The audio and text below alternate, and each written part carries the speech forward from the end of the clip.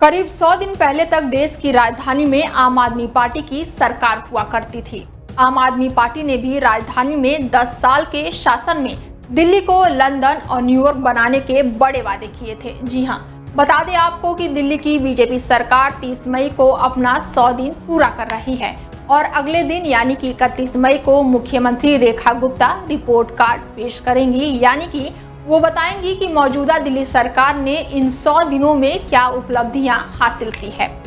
दिल्ली की सभी बड़ी समस्याओं के समाधान का बीजेपी सरकार ने वादा किया था, संकल्प पत्र में किए सभी वादों को गिनाया था और नई बीजेपी सरकार ने अपने पहले 100 दिनों में क्या किया है और वो कहां चूक गई है और आगे क्या होने वाला है, ये सब कुछ रिपोर्ट कार्ड में बताया जाएगा। बता दें कि 27 साल के बाद दिल्ली में बीजेपी की सरकार बनी है। पार्टी दिल्ली की सत्ता में आने के 100 दिन पूरे होने का जश्न मनाने की तैयारी में है। ये एक मील का पत्थर है जो प्रतीकात्मक और राजनीतिक दोनों तरह से काफी महत्वपूर्ण है। अक्सर नई सरकार के इरादे, गति और प्राथमिकताओं को मापने के लिए एक बेंचमार्क के रूप में उपयोग किए जाने वाले पहले 100 दिन इस बात की शुरुआती जानकारी देता है कि चुनाव अभियान के वादे शासन में कैसे तब्दील होते हैं।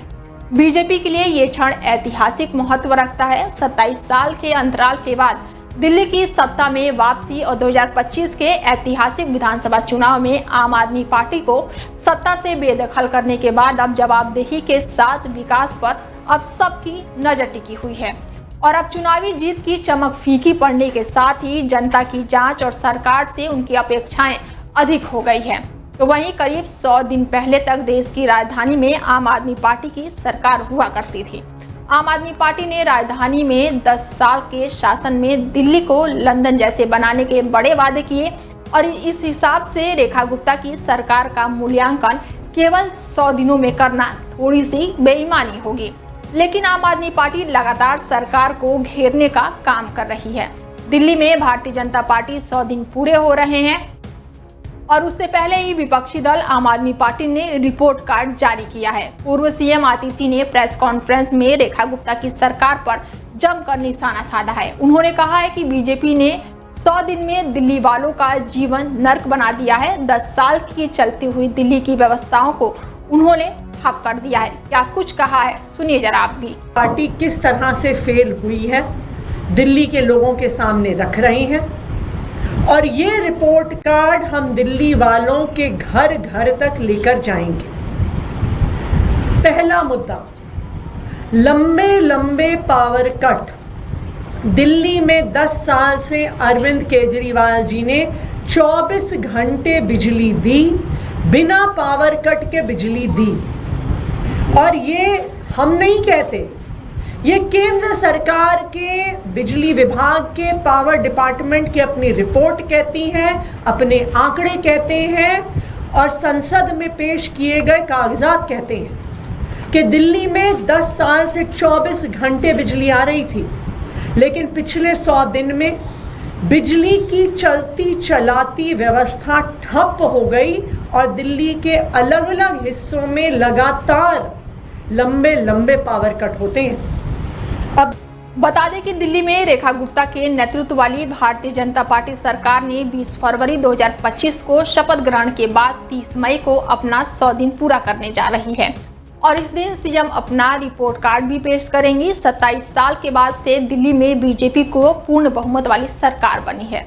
जिसके बाद से रेखा गुप्ता के मुख्यमंत्री को शपथ लेने के पहले जिस तेज गति से यमुना के पानी की सफाई के लिए बड़ी बड़ी मशीनें उतार दी गई थी, उसी हिसाब से अब तक यमुना की सफाई हो जानी चाहिए थी। पर दिल्ली के ओखला बैराज के नीचे यमुना में झाग और बढ़ गया है। हालांकि रेखा सरकार ने यमुना नदी की सफाई को प्राथमिकता दी है और इसमें कोई भी दो राय नहीं हो सकती है। यमुना को साबरमती रिवर फ्रंट की तर्ज पर विकसित करने का वादा किया गया। जिस तरह की खबरें अब आ रही हैं, उससे एक उम्मीद बन रही है कि दिल्ली में एक शानदार रिवर फ्रंट बनने जा रहा है। सरकार ने यमुना सफाई के लिए बजट में 500 करोड़ रुपए का प्रावधान किया है, जो कि तकनीकी और वित्तीय रूप से जटिल परियोजनाओं को दर्शाता है। यमुना की आरती जैसे प्रतीकात्मक कदम उठाए गए हैं जो जनता में जागरूकता बढ़ाने का प्रयास है। तो वहीं दिल्ली में जलभराव की समस्या को कम करने के लिए सरकार ने शिविर और नालों की सफाई पर काफी ध्यान दिया है। पीडब्ल्यूडी मंत्री प्रवेश वर्मा ने बताया कि पिछले 10 से 20 सालों से नालों की सफाई नहीं हुई थी, जिस कारण बारिश में जलभराव आम था। सरकार ने मुंबई से अत्याधुनिक मशीनें मंगवाकर शिविर सफाई शुरू की, जिससे जल निकासी की व्यवस्थाओं में थोड़ा सुधार हुआ है। मिंट ब्रिज जैसे जलभराव वाले क्षेत्रों में जिम्मेदार अधिकारियों पर कार्रवाई भी की गई।